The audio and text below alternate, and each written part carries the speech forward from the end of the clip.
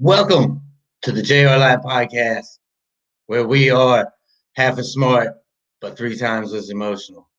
We've got a very special guest with us today. I see some people are already in the chat. Thank you for being here. Man, it's going to be a good show today. We've got a very, very special guest. Let me add to the stream. Uh-oh. Is your Wi-Fi bouncing off? Is the Wi-Fi bouncing off of your cows out there? It is. It's trying to, for sure. Blair, welcome to the show. I want to give you the first couple minutes to introduce yourself. Okay, awesome. Yeah, thanks for having me. I've been trying to come on and talk to Russell for so long now, but rural internet struggles are so real for me.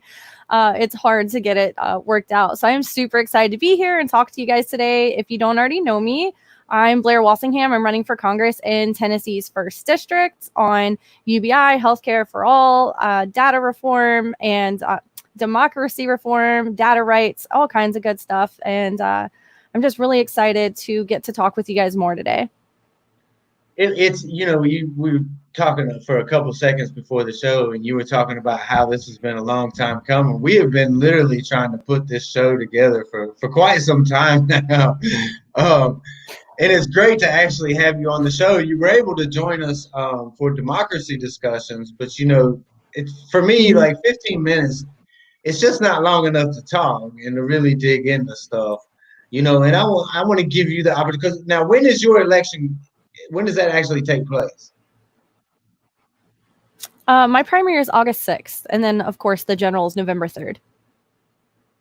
August 6th. Okay.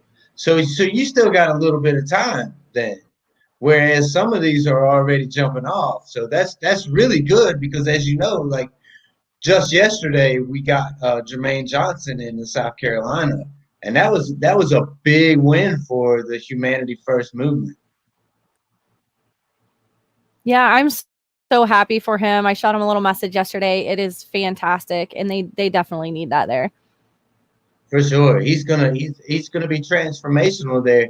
But now you're trying to transform your neck of the woods, and I know that you're from the country, so you understand my language that I speak here. I'm very, very country. So let's talk about the race that's going on in your neck of the woods. Yeah, so here in Tennessee, it's a wide variety of people, and we have this like awesome mix of just different opinions and people. We have a 93% rural area. However, we do have some inner cities, and we have Knoxville, Nashville, Memphis going on too, all across Tennessee. But my specific district is mostly rural. And we're traditionally read a conservative Republican state, arguably one of the safest seats in America for Republicans. Since the 1800s, it's been steadily a red seat, and we've never had a woman fully elected to represent District 1 either. So this is a really unique time, not just to run, but to really represent all of the constituents of District 1 and not just the traditional ones. So who is your opponent? And that baby sure does sound happy. I've been invaded. I've got some babies invaded. Sorry, you guys. Oh, it's all good. It's all good. We try to stay kid friendly around here anyway.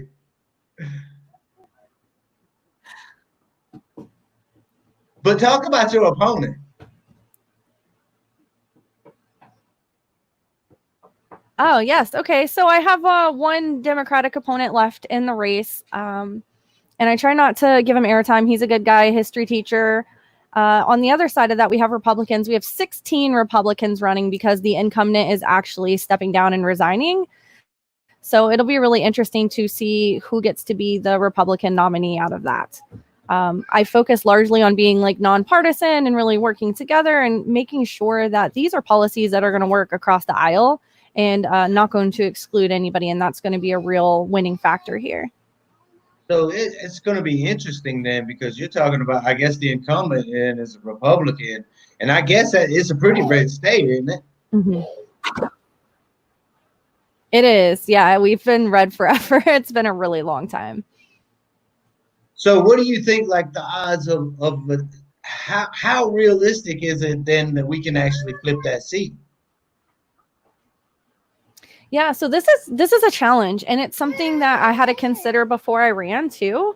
Was can we do this? Do people want change? Do they want something better? And Tennessee has a motto about being, the best, and I just don't think Tennessee is the best it can be right now. And I think that we together can get it there, and people really want that. They largely want the same. It's not the divide that we've been fed. It's not us versus them, red versus blue, Democrat or Republican. It's all of us. We want to be happy. We want to be healthy. We want to be protected and safe. We all want our families to thrive and to do well. So I focus on what we all want that is the same, and just really make sure the policies cater to that.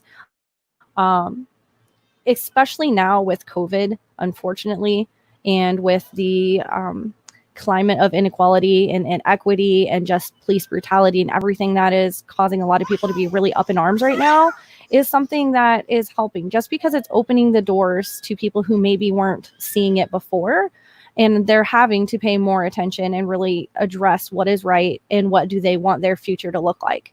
So while it may not be the traditional path, I do think it is the right way forward, and everybody is going to feel that. And see, I'm I kind of trust there. I trust that Tennessee is wise. For sure, for sure. And I'm kind of there myself, because like here in Vermont, it's one district. There's only one district, and the representative is Peter Welsh. And I was considering strongly running as a Republican here, but the fact of the matter is, it's kind of a Democrat state. So to me, it doesn't really make sense to run as a Republican. So I was kind of thinking maybe of as running as an independent. Did that thought ever cross your mind? That's a great question, Russell. And it did. It would be great if we could be successful and run as independents, but currently with the two-party system, it's not conducive to winning. We really have to change that. Unfortunately, it's the whole deck is stacked against us situation with democracy reform. If you run as an independent, you miss out on all of the value that comes with being a party. And a lot of people are stuck in this mindset that if you're running as an independent, they don't take you seriously. They don't even look at you as a viable candidate off the bat. So it really just, it's something that needs to be addressed. And I think that comes with changing the way we vote also. So, some states we have open voting where you can, it doesn't matter which party you pick, you can vote across the board. Luckily, Tennessee is one of those. But there's others that if you're registered for one party, you have to vote with inside your party. And it's also a factor where people, the ranked choice voting system would open the doors for a lot of people also. So you're voting by your actual heart and your policy and what you think is right, and just not on a party or on the fact that you think your vote could possibly be wasted. So there's a few things that we need to change to make running as like an independent a viable category, and to help break this traditional us versus them two-party system. But that's just it, right? Because you touched on it. Like, it's like if you come from any place except Republican or the Democratic side, you're looked on as a joke and not viable and this and that and the other. But and that's kind of where libertarians are at. Libertarians are always looked at as like these crackpots who are just over there for a show and just to make a statement and stuff. But and then you talk about, but then you go and you register as a Democrat. So I mean, it's kind of like the beast is feeding itself. You know what I'm saying? Because until we do run as independents and start winning, or until we do start, I mean, it seems like we got to have a third party, because I don't know. Ranked choice voting makes so much sense. It makes so much sense. But because it makes so much sense, they're not going to do it. They're just not going to do it until enough of us get in there who support ranked choice voting. So I don't know, man. It's kind of like, do you feed the beast? Do you continue to feed the beast, or do you try to make a third party? I mean, That's a great point, right? Because we can't break the mold unless we actually take the action to do so. It is kind of a conundrum. I think that if we can make some different changes within the system and then allow it to be more effective to run as independent, then people would be more willing to do so, to try and actually break that mold. So it's a work in progress. And I think a lot of people are waking up to the fact that it's kind of like a checks and balances, right? We can't just have a left and a right. We need something that is actually in the middle, that is actually open and free, that is not about towing a party line or this kind of gang mentality. Like, I'm going to vote specifically based on this letter next to my name and ignore corruption. Corruption is corruption. It doesn't matter where it's coming from. We need to stand up against it. And that actually feeds into this too, right? It's not about necessarily just this loyalty de facto that we have created somehow or been fed into. So it's a tricky thing, but it's well on its way, I believe. I think I'm seeing it right now. And I have to shout out my husband real quick because he's on the live, Jacob Walsingham. He is so supportive and helped me, and I could not run for Congress without him. You know, you guys, we have 4 kids and farm animals and all kinds of stuff going on, and he works full time. And I can't imagine having to do this without his support. So Yes, thank your definitely. husbands and wives, and if you're single, party on. For sure. Shout outs to you, Jacob. I mean, I listen, I grew up on a farm. I know all about farm life. You know, it's hard work, man. And it's nonstop. And to have a supportive spouse, you know, especially when there's kids involved, oh my goodness. You know, that's why one of the reasons I respected Evelyn so much throughout the campaign, you know, was Yes. the support that she gave Andrew, and it was just unreal. And then to actually be able to meet her and just to see how genuine, man, I'm telling you what, that is one of the most genuine couples I've ever met. And it's awesome to see.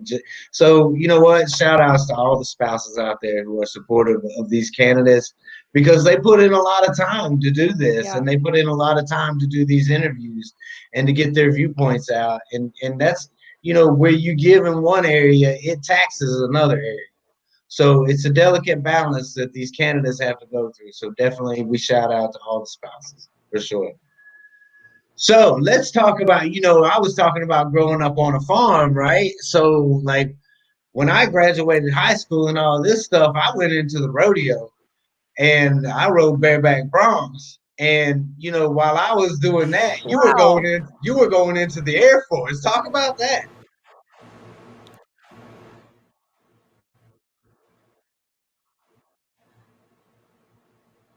Did you did you catch that That's last part? crazy. I did not know that you did that. That is really wild. Yeah, When did you do that? oh man, I mean, it was, to me it seems like a long time ago, but you know, I was in my 20s. I was a lot more limber back then. I got bucked off a lot for sure. But while I was doing that, you were going into the Air Force. Talk about graduating high school a year early. Wow. Oh wow. Yeah, thanks for asking that because, you know, at the time I was a kid. You know, I graduated when I was 17, but I was about 15 when I started doubling up my core classes, and I took all honors advanced placement classes except for math. And I know this is like the math and data campaign. I am not the mathematician of the group. Um, but yeah, I graduated a year early. My dad signed a waiver, so at 17, I did join. I enlisted in the Air Force, and it was the best decision I ever made. I loved it. You know, I grew up with my dad being active duty in the Air Force. He was a airspace mechanic, and he was deployed my entire childhood. He would go on year deployments and come back, and then go right back out. You know, and there was times where we worried that he wouldn't come home, and he was, you know, shot at and in war zones pretty much the entire time. And he was trampled in the desert. He was shot. He had to come home, you know, with surgeries and things like that. And then he would still turn around and go back. And every time he would come from a different country, he would bring me these unique little trinkets from those communities and teach me about it. And it definitely contributed to my appreciation of travel and diversity. And I really wanted that. I didn't want to go on and not be able to give back to my country in the way that he did and the way his fathers did. Both my grandfathers also were veterans in the Air Force. So I basically just followed in his footsteps. And my mom was concerned because, you know, seeing her husband be deployed forever, and then have your oldest daughter, your firstborn child, say, yeah, I want to do that too. It's a little, I can imagine at that time she was very concerned, but I did that. And I came in as services, which is a support network for the military people. I ran mostly in the dining hall doing cooking. We also did bear-based setup, which was setting up like tents and the support network so that they can call home or talk to their families.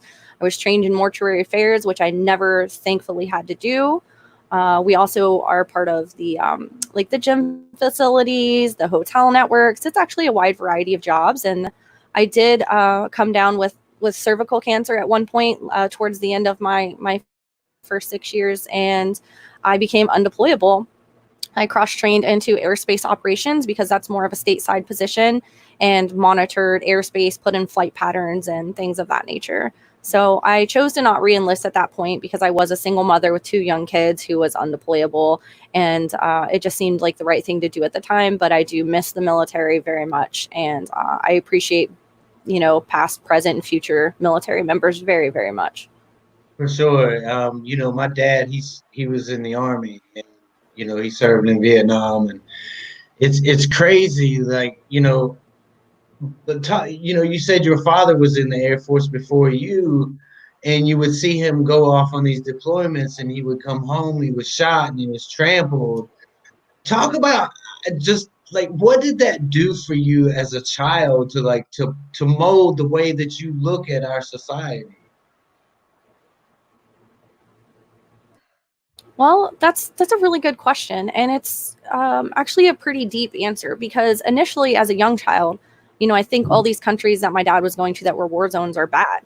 I didn't know the inner workings of it or about the people who were there who were suffering also, but I saw my dad largely as a hero, and that he was taking action. He was doing what he felt he needed to do for America, but also to just try to make the world a better place. And I appreciated that. I respected him. I valued that, and it definitely changed who I wanted to be as an adult.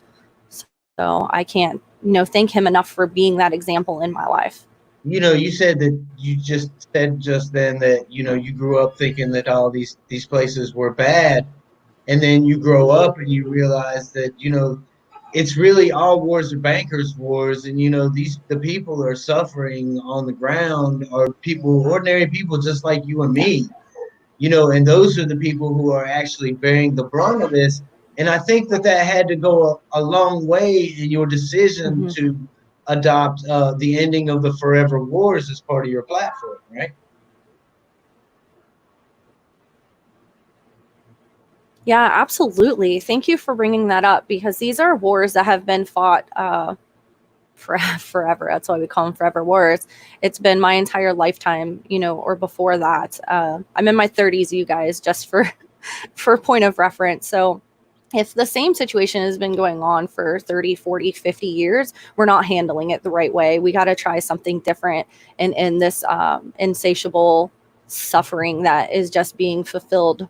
And it is largely due to economics. There's a lot that plays into this, but we can make better choices. And it's not just for these other countries, but also for us. We want to bring our troops home. They want to largely come home, be with their families, stop missing their own children being born. We have a lot going on right here in America that we need to make right also.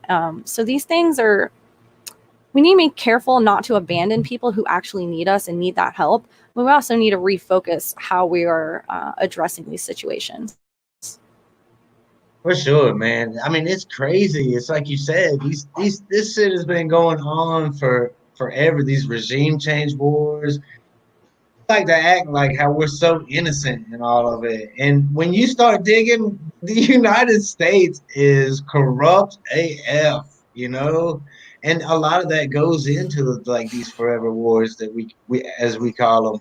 And you're right, it's got to change, man. But like, how do we do that? I see that you have democracy dollars as part of your platform, and to me, that's going to be one of the only ways that we're going to be able to wash out the corporate money in Washington.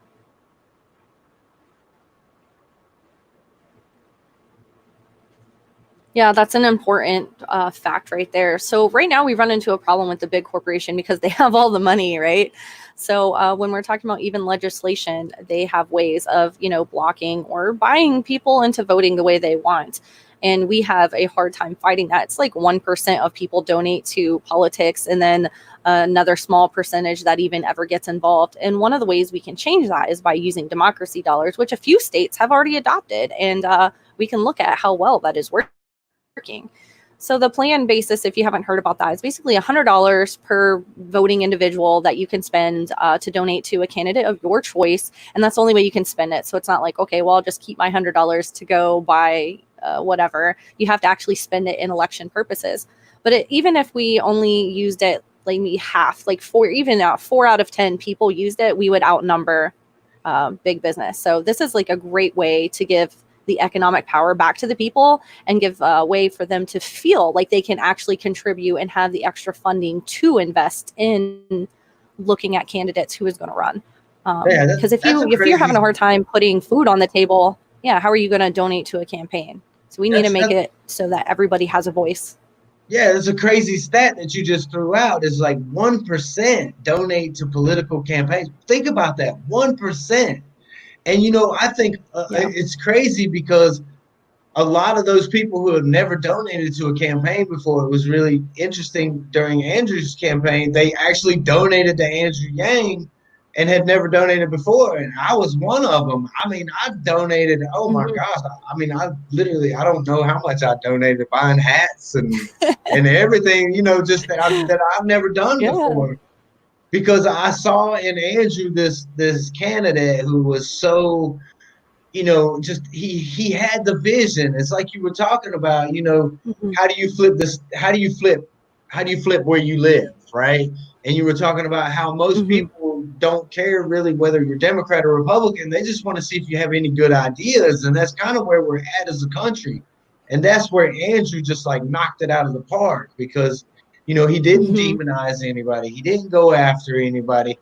He knew that most people were just broke AF, and most people could use a freedom dividend. That it would do wonders for this country right now. You want to talk about economic recovery? That is one of the biggest ways that we can take care of it right now. Yeah, absolutely. And I have to agree with you. Obviously, I've looked at a lot of politicians over my lifetime, and the first thing I'll note is I was like, well, most of them don't seem genuine, right? It's like they get up there, they smile, or they take the good photo, but are they really exuding that in their real life? And with Andrew Yang, it was one of the first things I noticed about him. It wasn't like I'm just up here taking a pretty picture with my family. He's like a genuine family man. He actually walks the walk and not just talk the talk. He really cares. He's very honest. He's very genuine. He's very forgiving. And that's what we need to really work on too, he didn't do this whole let's fight and go head to head on this. Like, let's talk and educate each other and actually communicate like evolved human beings that we are. And I just really loved that about Andrew Yang. It was very inspirational. For a second, because it's like we see it, right? I had the good fortune of actually getting to be around him for a lot, and it's crazy. It's like we see this. Like, how the hell does the rest of the country not see it? Well, I get it. And I tell people this when I talk about UBI, because a lot of people are still skeptical and they're caught off guard at first, right? And when I first heard about UBI, like a while ago, I thought it was crazy too. I was like, no way. Like, he sounds like he's buying votes. I wasn't interested. I was extremely skeptical. And it took a coming down moment where I had to really read and look at the data and flesh it out and see what is this actually all about. And now that I looked at it, I could never turn back. Like, this is phenomenal. It would be great for America. It should have happened back when people were championing it, 30 years ago plus. It's a long time overdue. It is definitely the right path forward and the right thing to do for the American people. And I think people are just hesitant at first because they see money and how we've been so corrupt in the past that is kind of what's in the back of their head. So they have to really open their minds and look at it a little deeper, and then they'll see. And that's what I did, even with Andrew Yang. If you just listen to him or do a little research, you start to see it very clearly that he is a phenomenal person. and he's done so much good for America already. Yeah, and it's nuts because I look at the politicians who are in charge right now, and I see the ineptness and the disconnectedness that these politicians have. I mean, they're taking photo ops, and it's just it's nuts to me because Yeah. it's like, how do we as Americans, like, how are we like not have we not awoken to the fact that these politicians do not have our best interests at heart? They don't care about Yeah. us, and by us I mean the average everyday Americans, the broke folks, the people who struggle every week to make it, every month, and who aren't able to go out and get that extra thing of fries because they're worried about, their car breaking down and getting back and forth to work and being, and then, you got this pandemic that hits, and then you have Washington who once again bails out who? Not us. They're not bailing us out. What the Yeah. hell's going on up there, Blair? Yeah, I wish I knew. I think a lot of us are asking what the heck right now. It's disturbing, honestly. And I think a lot of people, it seems to me, are maybe just slightly comfortable, and to look at these things and accept them, like these corporations are corrupt or people are being bought out or that they don't care about you, makes them feel uncomfortable, and they don't want to have to feel that. But we are way past beyond being able to ignore this or let it go on any further. And you're seeing that. You're seeing a ton of people right now have this huge influx in what's going on. And it's really because of that, because they're having to get a little uncomfortable and take accountability in what has been happening. And we also have to consider that America is pretty young for a country. We haven't been around that long. And if you look back through history, it was pillaging, and it was plundering, and it was stealing, and it was murdering. That is literally the history of people. So for where we're at now, we just need to take accountability and take a step back and start making the right choices to move forward instead of continuing this cycle in the future. Blair, now you are not supposed to talk about the history of this country. You are only supposed to accept that America is great, and we are not supposed to talk about how, the bloody, horrific history of how I mean, it's just awful, man. If you do any kind of research whatsoever, you're like, wait, what? Man, Right. and what's crazy is like none of this is taught in our history books. Not in our history books. You've got to go outside of school curriculum just to find any of this out. Mm-hmm. Yeah, it's as a parent, I have my oldest boys are 12 and 13, and thinking about what I learned in history class and what they learned in history class, and then the realities of it, it's like the saying goes, those who win the war write the story. We need to look at the truths and make sure that we need to be accountable. That's what it comes down to. Let's be honest, let's be accountable, and let's be graceful. We cannot grow unless we accept the mistakes we've made and say we will not make them again. When you say I'm sorry, that means I won't do it again. We can't say we're sorry for what these things happen if we're going to allow them to go on. It's time to really take a stand. And I hope that if you're listening right now, I mean this from the bottom of my heart. It doesn't matter where you are. If you are in Tennessee, that is fantastic. Take a stand with me. And if you're anywhere else in the country, find a candidate who really cares and do what you can to help them get in. Otherwise, we cannot change this. Protest is one thing. And if you can do that, do it. Be a peaceful protester. Do what you can. But we have to do this from all the way around. There is a level of power that comes with legislation that we have to be in also. So support your down ballot candidates.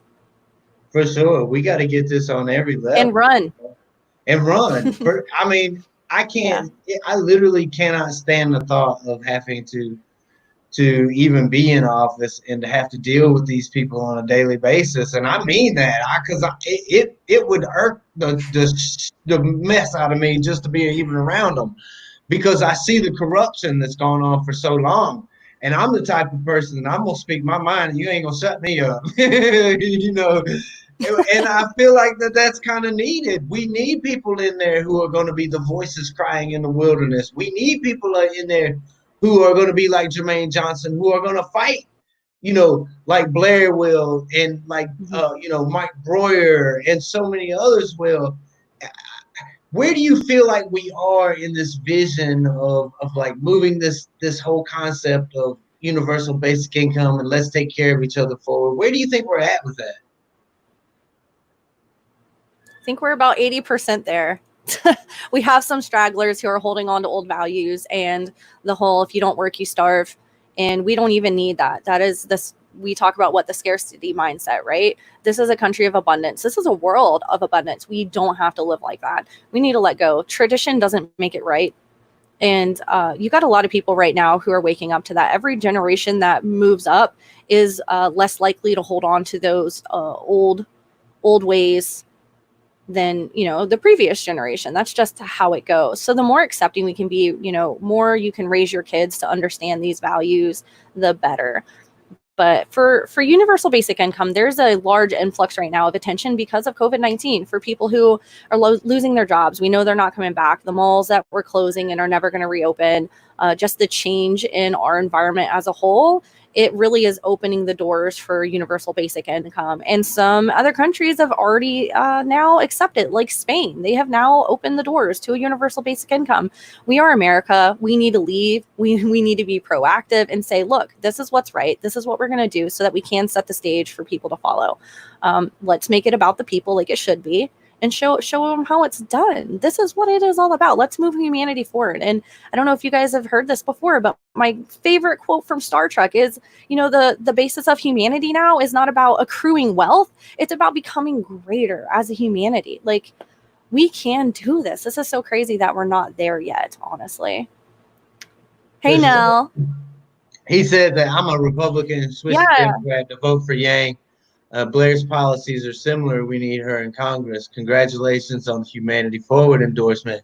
Donating $10 after this interview. Who's matching me? Well, I will definitely. You know what? That I will take your super chat right there, and I will turn around and I will donate it to Blair's campaign for sure. We need to keep that going. And thank you for that super Thank chat. You guys. It's very much apprecited. And let's talk about that endorsement. How excited are you to get that endorsement? Oh man. Yeah, thanks for asking. Thanks for saying that. Now, I am, honestly, I was it's surreal to actually talk to Andrew Yang and know that he is such a heartfelt person and he is really helping do everything he can, from giving cash money to anybody and everybody he can who's in need, and also doing this huge support network for the candidates who are following in that same mindset of humanity first. It is phenomenal. I am so incredibly grateful to Andrea and Humanity Forward for endorsing me. And I just know that it feels right. Like, we can accomplish that. It is amazing. But I also have to hit on this, right? Because I'm up here saying, can you donate to my campaign? Can you match these funds? And having to basically pander and beg and plead, can you donate your hard-earned money that you may be clinging to right now without a job? It shouldn't be this way. It really, really shouldn't. We have to make these changes, but the only way we can is if we actually get elected, which requires funding. Every little bit helps. Thank you for donating, even $2. That's phenomenal. If everybody did that, it would be great. It's wonderful. So it sucks that we have to do it this way, but just know that everything you do really does add up. And part of this corruption is based on this. I do have opponents who are well funded by local companies, even who at the drop of a dime will drop, large amounts of money on them. And that is partly how they win. And that's partly how you seem like a viable candidate is based on how much funds you raise. So I would love to change that. We currently do need donations, and I would appreciate it very much. And that's so cruddy that it's set up that way, man, because you've got a lot of people out there who could actually do a much better job, than the people who we currently have in office. And it's like you said, if you don't have the funding, it's like, where do you go? What do you do? It's like, okay, then you got to start looking at, well, do I sell out a little bit? Do I got to start taking some money from some PACs? I mean, what is it that I got to do? Because obviously, what I'm doing is not working. So talk about that dynamic for a second, like that balance that you got to have. Yeah, it's tricky, right? Because we had some local networks that could have given me some really big donations, but I said I'm not going to take money from any corporation, even if they're a good one, or a PAC, even if they're, you know, like a good one. I'm not going to take some of these fundings, right? And that's part of to help keep myself accountable. But you know, when we're looking at this, I want to talk about this for a second, because this is like a deeply rooted problem. So way back when, let's roll back in history, they got together, you know, in a group of older gentlemen and smoked their cigars and said, we're the educated ones and we're going to make the decisions. We're the people in power. And that is basically fallen through to today, where it is this top percentile of people who already have money and consider themselves well educated, where somebody else might not even be able to afford to get that same education, that they don't have a say in what is good for them. And that is absolutely absurd. You do not need a good education to know the difference in morals between right and wrong. We really have to change these things. This is important to grow as not just people, but as a country. Yeah, and it sucks, man, because it's like you almost got to fight from the inside out as opposed to coming from the outside in, and it's nuts. Because I don't know, I'm kind of, you know, I'm sitting here and I'm thinking while you're talking, you know, how big of a problem it is. You know, I'm thinking, well, you know what, I just take the money and just say and do what I want to do anyway, you know. But you know, unfortunately, it doesn't work like that, because if once you get up, you know, start getting into really, really big money, you start getting into a lot of corruption, and that corruption is hard to root out, Mm-hmm. you know, and you're liable to end up being a whole lot worse off than when you started. I mean, it's crazy, like this thing, that this entity that it seems like we're fighting against as a society. I just don't know how we break it, Mm-hmm. you know? We do it by doing what we're doing, by talking about having these hard conversations and actually electing people who care and who are not this on this path to greed and gluttony and corruption, to be honest. And we can talk about that on a different level. Do you know that in Florida, to be on the ballot, you have to have $10,000 up front? What does that do? That creates it so that there's only people within a certain bracket that can even run for office. This is absurd. You shouldn't be paying your way into politics. You should be earning it by your actual ideas and your heart. Thank you, Vaughn. Appreciate it. For sure. I mean, and it's crazy because, you know, I it was nuts because I took the check for Andrew here in Vermont to get him on the ballot, you know, and you think about that for a second, you know, it was pretty expensive to get him on the ballot here in Vermont. First thing we had to do is we had to get all these signatures, and then once we got all the signatures, then then comes the money. Mm-hmm. And you think about that for a second, man, he's having to do this in all 50 states to get on the ballot in all 50 states.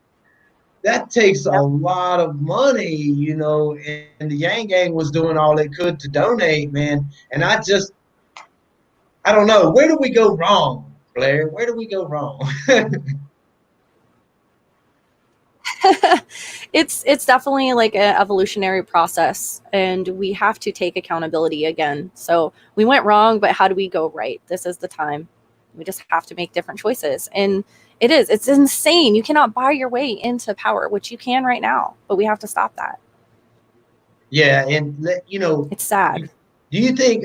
What do you think about Andrew as far as like, should he have stuck around just a little bit longer until COVID hit and then we would be golden, or what do you think we should have done? Yeah, I struggle with this like many Andrew Yang fans do.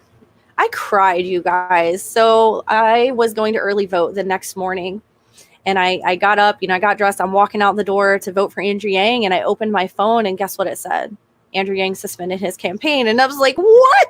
No way. Like, this is crazy. And I literally had some tears and was really confused because this was such like a big day, and it was the first day that like early voting was open for me. And yeah, What it did was you almost heartbreaking do? for me because he gave me such hope. He definitely reignited like a fire. I went and voted for Andrew Yang. I just wished that I didn't read that message first and said, this is what my heart was set on today, and then I'm going to follow my heart. So that's what I did. I do wish he would have stayed in a little longer, but I understand why he chose to drop out when he did. It is really hard, especially knowing that so many people are sending you money when they don't have money to send in the first place, and feeling like you have to make the best choice with that in regards, right? So he's thinking the numbers aren't looking right. People are sending me their hard-earned money. I want to make sure I'm doing right by them. So while it's tough and it's hard, I think he made the right decision at that time. But I do wish that, he could be in that moment now, because it would be a totally different story if you ask me. So it's like bittersweet, really. Oh my gosh, you speak for a lot of people. The video that we did when I found out that Andrew suspended, I mean, it was literally, to me, it was like a punch in the gut. I was furious. If he had been in front of me, I promise you, I'd have cussed him 6 ways from Sunday. I would have, Oh because no. you think about it, man. Like I like my family, like we sold out everything. We literally had Yeah. no money when we started our channel. We sold out to cover Andrew Yang and to Yeah. try to do everything that we could to get him elected. And we had banked everything that we there was no way that we did not see him as president of the United States. That's how committed we were to it. And it was Mm-hmm. to have that like hit you just all of a sudden, you're just sitting there, you're like, Yeah. oh, what next? What Yeah. Like why? everything that we've built was built on him. And to have that rug just pulled out from under you, it was just like getting hit in the gut. And I don't know, man, because I'm in that group that you're talking about. I'm in that group who couldn't afford it, who, was Yep. donating every $5, every $10 that they could to Yep. get him Me elected. too. Because I don't know, I kind of feel like we would have fought as the Yang Gang till the bitter end. And I feel like, you've got to keep fighting until there's absolutely no hope, right? And you see how Yeah. things pan out a few weeks later, and it's like you gave up the game before we ever got started. We could have won this shit. We could Yeah. still win this. I believe that we could still Yeah. win this if he would unsuspend and he would start making some noise and start going after Trump like Here's he got. Go ahead. here's where I see a little bit of a different path. We need to be yelling at the DNC. You need to listen to us. You need to champion the ideas that America is saying, because this largely revolves around them, which is a few people, in case you don't know. It's not even like a massive group of people. It's a small group of people making this decision of who's going to be this nominee in the process in which we're taking. We have to really address that too, and addressing media blackouts. Like, this isn't fair. Like, let's be adults here and actually give people coverage and let them run a proper campaign. This all comes back to campaign reform. If he could have actually been in the news like he was supposed to be, if they weren't muting his mic during debates, if they were actually paying attention instead of deciding who they wanted to support and not listening to the people, it wouldn't have been the same story either. So this is all about accountability within our system once again. And you're talking about the DNC, and that's the monster and the beast that you're going into as a candidate. And it's so frustrating. I came from the Republican side, from the Trump side, and Mm-hmm. I get over here to the Democratic side because whenever you're in your camp, you kind of keep your blinders on and you don't really pay attention, except that Democrats are bad and Republicans are bad, and that whole dynamic there. But I get over here registered as a Democrat, and I see how corrupt the DNC is, and I'm like, wow, you know what? It is bad over here. There is some backstabbing, evil conniving. But then you got to think about it, Blair. What is the DNC really? The DNC is a for-profit corporation. Do you really think that they care if Trump wins or loses? No, they don't care, because they're a for-profit corporation. That means the bottom line is Trump's good for business.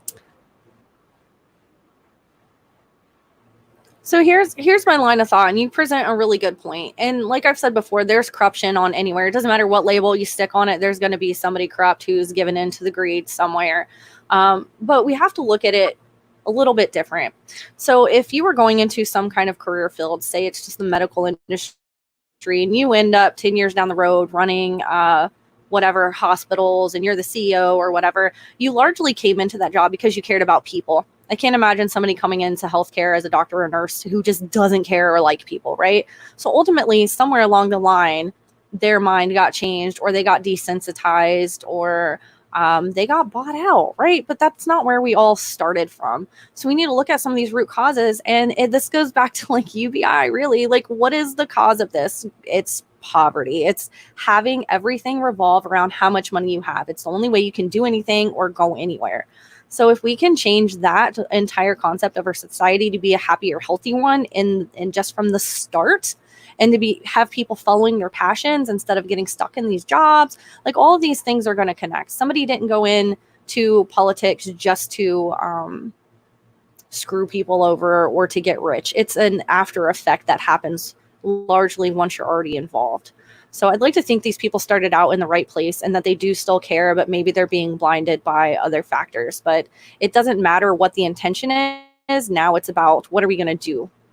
It's all about moving forward and making the right choices, getting the right people to take over, and stomping out the divide. It's not supposed to be one opinion or the other. We're supposed to be coming together. That is literally the whole point of moving forward. Yeah, but that's just what's crazy about it, because you look at like our elections that are coming up. What kind of choice do we really have? Do we vote for the crazy megalomaniac guy, or do we vote for the guy who can't put two sentences together, who hides in his basement? I'm not thrilled. I mean, it's actually very, very sickening that this is what the American people are presented as options.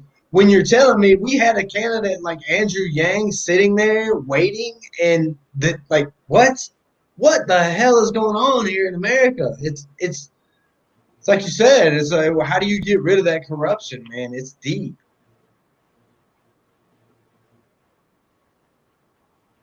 Mm-hmm. Yeah, and a lot of people focus on who's going to be the president, and that's largely who anybody ever votes for. A lot of people never vote for any other position. So it's about people getting more involved too and knowing who you're electing, even from a lower standpoint. But when we're looking at this, Andrew Yang, I wish, like, he seems like the golden candidate, right? He's the family guy. He cares about everything. He understands the technology era that we're in and actually presents solutions. He's not stuck in the past. He doesn't have grudges. He's not bought out. He runs a nonprofit organization. He helps people get jobs. Like, this is crazy that he's not a candidate that we can vote for right now. Well, I guess you could. He's on the ballot in a lot of places, but we had other great candidates that could have been up too. Like Tulsi is honestly fantastic, and she had a similar problem where she was blacked out by the media and largely ignored just for being a woman. Warren had some great ideas and actually cares about a lot of the issues we're talking about, and she has a background of being relatable to the people. Like, we had a lot of really good choices. So I am disappointed with where we're at right now as far as a country and who we should vote for. Well, Blair, I'm gonna agree with you on Tulsi, but I'm gonna leave that whole Elizabeth Warren thing alone, because don't get me started on Elizabeth Warren.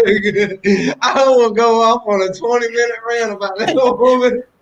But you're right, there are a lot of candidates that we could have had, and we need to start speaking up as American people. You were talking about Andrew and his grasp of artificial intelligence and what's coming. And the need for a universal basic income, and something that I thought was really, really interesting. And I did not know this, but your concept of UBI was based off a Dolly Parton plan or something like that. Tell me about that. Yeah. Oh my gosh. So Dolly Parton is amazing. I love her so much. She doesn't really get involved in politics, but that's because she's too busy actually taking care of people. And I love that. So what happened is we had the Gatlinburg fires, which is clearly a tragedy. It was awful, and it took away many people's homes, and it burned down a ton of historical places, and it was awful. So, but instead of getting involved in any bureaucratic way, she said, look, I'm going to give you guys money every month for X amount of time just to get you on your feet, because I know how hard this must be. And it wasn't means tested or anything. It was just like, you need help, and I am here. I'm a part of your community. I'm going to step up in this leadership role, and cash is king. Here you go. Like, get yourself into a better place. I love you guys, and we're all in this together. And that was back then. And I just really admired her for that and stepping out to do that. And then she also has another program I have to shout out while we have the moment is she sends books out to kids and for free. And if you have multiple kids in the house, that's fine. You tell them how old your kids are and they send them books every month. Like Dolly Parton is a really wonderful soul. And I definitely admire her very much for her humanitarian efforts and trying to push education into a better direction. Well, that's pretty amazing, and I didn't know that she even did that much humanitarian work. I think the last I saw Dolly Parton was when she was singing with Kenny Rogers, but that's really awesome to know. And so, do you think that you can get something for your, for where you're running? Is there a universal basic income plan that you think that you could get done there? Yeah, I mean that's a big part of my campaign is UBI, $1,000 a month, and that's the main idea right now. Obviously, there's different methods and models out there that we're looking at. Beforehand, we were looking at Andrew Yang's model with the 10% VAT tax and getting the corporations to pay their fair share of taxes and all these other overlapping ways to easily fund UBI. It's not even hard. It's actually very simple. But given the current economy, we have to look at it just a little bit different because the UBI was supposed to be an additional to whatever income you have. If you have one, right? It's not a livable wage at all. Nobody can really live off of this. So we got to look at people who now have lost their jobs. The jobs might not be coming back. There's going to be additional factors we have to play in here. But I live in one of the poorest areas in Tennessee. So out of the top 10 counties in Tennessee that are high poverty rates, I'm in the second highest one, and the county above me is the poorest county in Tennessee. So the people out here are really struggling. It's hard to get the education you need, the transportation you need, the job you need, and we all know that it is like quicksand. Once you are in a bad spot, it's so hard to get out. And the way we criminalize poverty is just a whole nother aspect of it. And then throw in racial inequality and social injustice and just a corrupt system as a whole. People get stuck. They get stuck in the systems. They get stuck without education. They just can't get into a better place. UBI would help every single person out here. And don't even get me started on the people who are in a little bit of a better spot. They need it too. Like, this is not you're doing okay. You can do even better. They can donate it. They could donate more of their time. Artists could focus on their art. Like, I'm sure most of you listening have heard about all these great benefits to UBI. And there's not a single person who doesn't deserve this as an American and who couldn't benefit from it.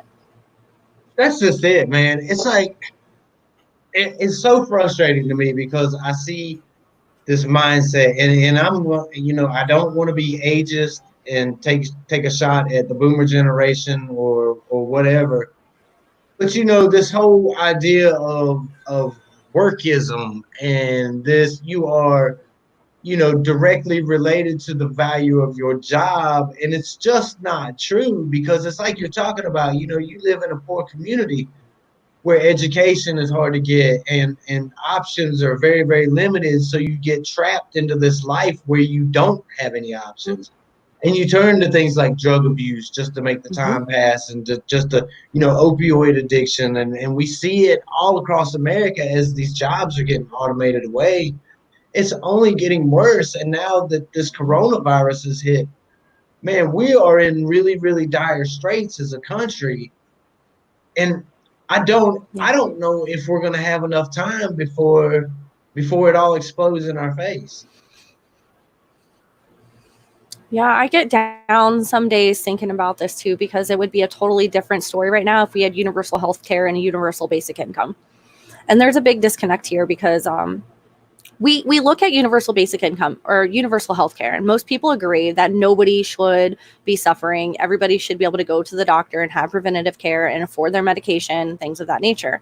It's not like, okay, well, you don't work, you're going to die because, you have XYZ medical problems. We don't care. It's not tied to your work the same way this basic income is. People don't say,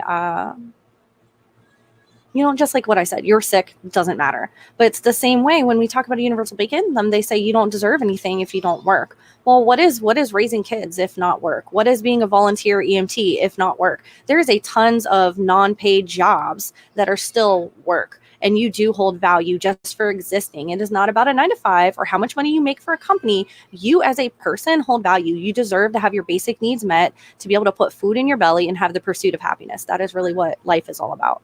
Boy, you said it right there. When you said that that parenting is work, if if what we're going through right now has not convinced you of the fact that the parenting should have a value put on it, I mean, I don't know what would. And it's like you said, man, I think if we had a universal basic income in this country, I think that you would see a renaissance of sorts in the arts Mm, industry yeah. because, here's the thing, like not many people know this about me, and I'm about to tell on myself, but I like to write poetry, and I used to write a lot of poetry back Oh, in the day, and I'm actually pretty decent at it, but not that there's much call for that nowadays, right? But the fact right. is, it's something that I enjoy to do, and it's an art form, and I had to put that down, and I had to do away with that because I had to go get a job, and I had to, you know, go work at this soul crushing place 6 days a week, and Yeah. who has time for art, you know? Yeah. Yeah. Russell, first of all, I love that you write poetry, and you should definitely share some of that with us sometime if you're open to it. And Nella brought up a really good comment in the clips over there that volunteering for a campaign is so much work. Oh my gosh, my entire staff is volunteers, and a lot of them have full-time jobs, and they still work full-time on my campaign. That is work that deserves recognition. All these things do. And you bring just such a valid point, whether it's music or art or poetry or writing. A lot of people have to give up their passion because they have to pay bills, and people don't value the arts as much as we really should, because I couldn't imagine life without music or art. We need that. That is part of expression, and that's what people like to do, and that's how we feel things.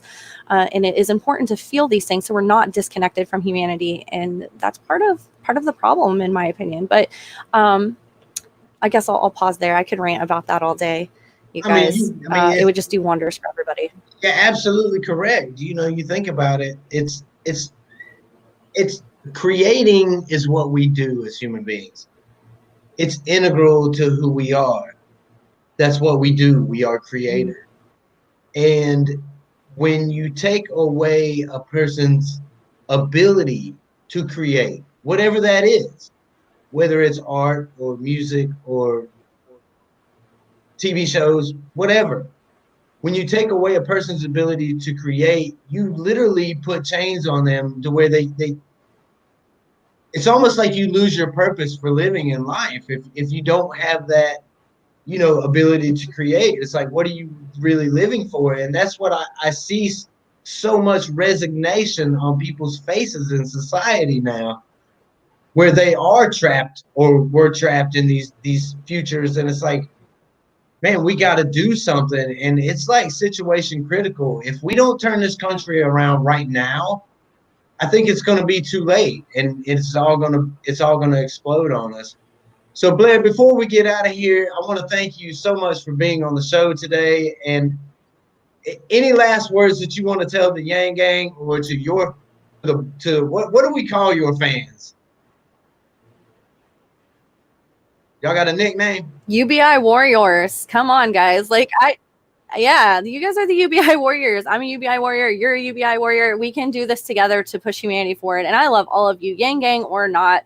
Be on the right side of change. It is a time where you cannot stand idly by. We have to band together and really champion all this change. It's not about one of us; it's about all of us. So, if you're able to, please, like we talked about earlier, I have to have funds to win this, and the only way we can do that is with your help. You can donate today. Go to blairforcongress.com, and there's a donate icon. I can always use volunteers, and it's not just me. If you're watching for someone else, look at your local candidates. You can help anybody across the country right now, and it all matters. We need to work together once we get into office. So check it out and keep your heads up. Fight for what's right and don't give up. For sure. And Blair, before we get out of here, I want to give a shout out to your campaign manager, Ian. I don't know if you know this or not, but Yeah. I've actually had the honor of meeting Ian on a couple of occasions, and he's such a really great dude, and I'm glad that he found a spot working for your Yeah. campaign because he's a great individual, and so shout outs to him and your campaign. Blair, thank you so much for being on the show today, and I hope that we can do this again sometime really, really soon before August. Yeah, I would love to, and I'll shout out my team a little too. Ian is he's a machine. He is wonderful. He's my rock in the campaign. Jamie, Greg, Caroline, all of you guys are fantastic. Matt, Ryan, like I can't even list you guys all. It's absolutely phenomenal. Nell is on my campaign team too. A lot of people have really put all of their heart and soul into this, and I just can't thank them all enough, honestly. Awesome. Blair, thank you so much for being here. I look forward to speaking with you again. Bye till next time, guys. Keep up the good work. There you have it. I'm telling you what, if we can't get these people elected, what are we doing, y'all? What are we doing? If you can't donate, right? If because I know a lot of us that watch this channel, we're the broke folk vote. And a lot of us don't have the disposable income.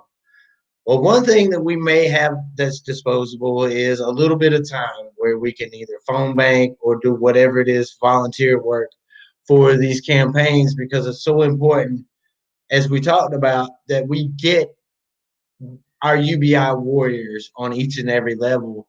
When Andrew Yang talked about the wave that he was bringing to Washington, we are the wave, y'all. We are the wave. And that's on every level of the Yang Gang, every level of people who support universal basic income.